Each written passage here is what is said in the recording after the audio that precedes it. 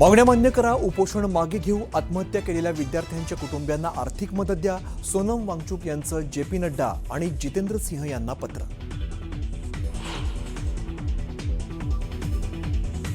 धर्मेंद्र प्रधानांच्या राजीनाम्याची मागणी योग्यच, आंदोलनकर्त्या विद्यार्थ्यांना काँग्रेसचं पूर्ण समर्थन, राहुल गांधींनी केलं स्पष्ट.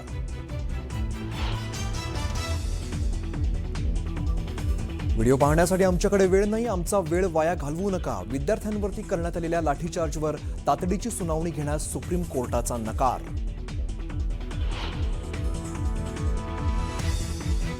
विद्यार्थ्यांवरील लाठीचार्ज प्रकरणी दिल्ली हायकोर्टाची दिल्ली पोलीस आणि केंद्राला नोटीस, आंदोलनाचं सीसीटीव्ही जतन करण्याचे आदेश.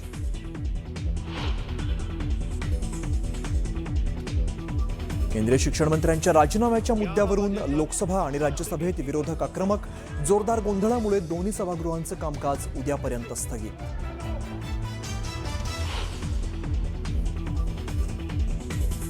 मुलींवरती आणि महिलांवरती ज्या असभ्यपणाने अत्याचार केला गेलेला आहे, तिचे कपडे फाडले गेले, ही कोणती हिंदू संस्कृती आहे? जंतर मंतरवरील विद्यार्थ्यांवर झालेल्या लाठीचार्जवरून उद्धव ठाकरेंचा सरकारवर हल्लाबोल.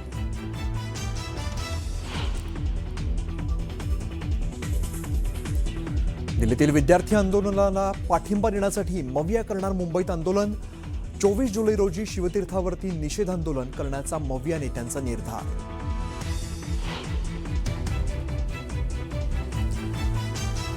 दिल्लीतील विद्यार्थी आंदोलनाचे मुंबईत राजकीय पडसाद. काँग्रेसची भाजप कार्यालयाबाहेर निदर्शनं, तर भाजपाकडून दादरच्या काँग्रेस कार्यालयाबाहेर घोषणाबाजी.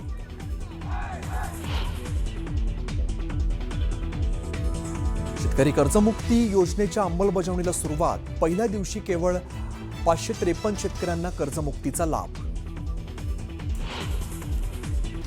दरम्यान राहुल गांधींच्या सरकारकडे 3 मागण्या कुठल्या आहेत आपण बघूया.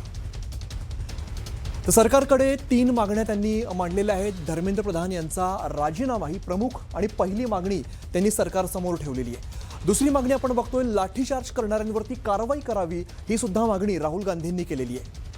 आणि तिसरी मागणी, पंतप्रधान मोदींनी विद्यार्थ्यांची माफी मागावी, ही सुद्धा मागणी राहुल गांधी यांनी सरकारकडे केलेली आहे.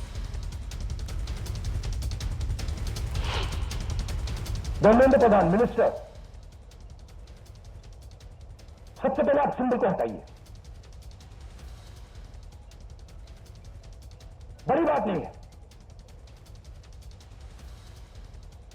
सुसाइड हुए बच्चों के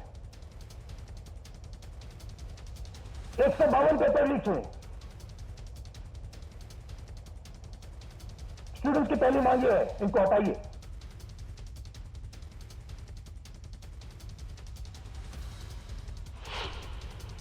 हमें लगा कि अगर हिंदुस्तान के स्टूडेंट्स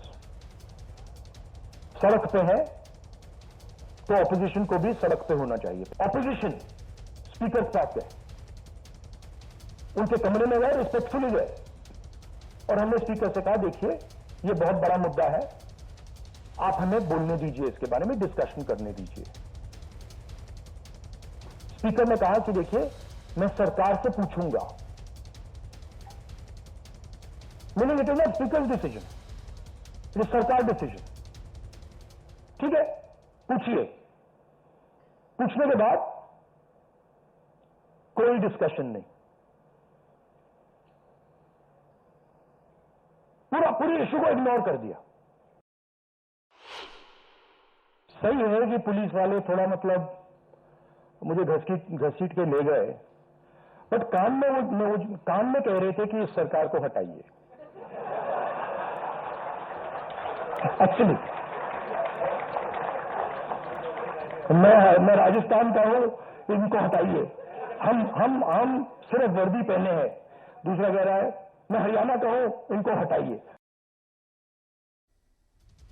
तर सोनम वांगचुक यांनी जेपी नड्डा आणि जितेंद्र सिंह यांना पत्र लिहिलं आणि या पत्रामधून त्यांनी परीक्षा प्रश्नपत्रिका फुटीमुळे आत्महत्या केलेल्या विद्यार्थ्यांच्या कुटुंबियांना नुकसान भरपाई द्यावी, संसदेत चर्चा करून जबाबदारी निश्चित करणं, तसंच शिक्षण मंत्र्यांच्या राजीनाम्याचा विचार करावा, अशी मागणी केली आहे.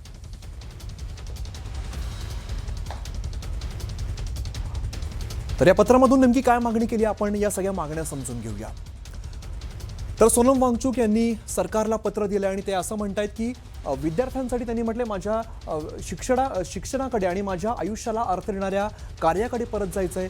या आंदोलनात सहभागी झालेल्या कोणत्याही तरुणावरती कोणतीही शिक्षात्मक किंवा सुडात्मक कायदेशीर कारवाई केली जाणार नाही असं स्पष्ट आणि निश्चित आश्वासन सरकारकडून मिळावं अशा पद्धतीची मागणी त्यांनी केलेली आहे. पुढे ते असं म्हणतायत सरकारकडून मिळावं आणि अशी मी नम्रपणे विनंती करतो.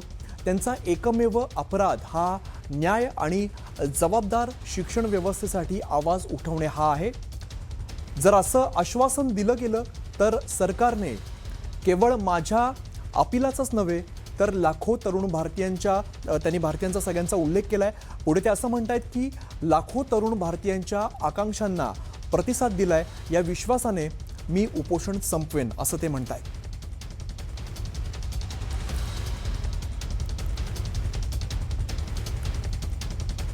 तर दिल्लीच्या जंतर मंतरवर सुरू असलेल्या विद्यार्थी आंदोलनासाठी महाराष्ट्रातून पाठबळ मिळताना दिसतंय आणि शिवसेना उद्धव बाळासाहेब ठाकरे पक्षाचे पक्षप्रमुख उद्धव ठाकरे यांनी मंगळवारी रात्री जंतर मंतरवरती जाऊन आंदोलक विद्यार्थ्यांची भेट घेतली आहे आणि त्यांच्याशी संवाद देखील साधलाय. तर आज सकाळी मराठा आंदोलक मनोज जरांगे सुद्धा जंतर मंतरवरती दाखल झाले होते. दोन दृश्य आपण बघतो. एकीकडे काल रात्री ज्यावेळेला उद्धव ठाकरे आंदोलनाच्या ठिकाणी पोहोचले त्यावेळेला ते व्यासपीठावरती गेले होते तेव्हाची काही दृश्य आणि आज मनोज जरांगे पाटील यांनी सुद्धा दिल्ली गाठली आणि आंदोलकांची भेट घेतलेली आहे. तर नवी दिल्लीतील जंतर मंतर इकडे सुरू असलेल्या विद्यार्थ्यांच्या आंदोलनाला पाठिंबा हा उद्धव ठाकरे यांनी दिलेला आणि भेट दिलेली आहे आणि मंगळवारी रात्री त्यांनी जंतर मंतरवरती जाऊन आंदोलक विद्यार्थ्यांची भेट घेतली. यानंतर आज दिल्लीत पत्रकार परिषद घेत ठाकरेंनी केंद्र सरकारवर आणि भाजप नेत्यांवरती सडकून टीका केली आहे. सत्तेची हवा डोक्यात गेल्याने सरकार विद्यार्थ्यांशी संवाद साधत नाही असा आरोप करत त्यांनी तुमच्यात आणि रावणात काय फरक असा सवाल सरकारला विचारलाय.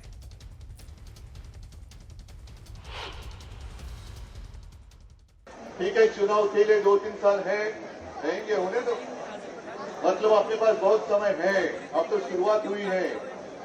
अब हमारा जंग शुरू हुआ है. जब तक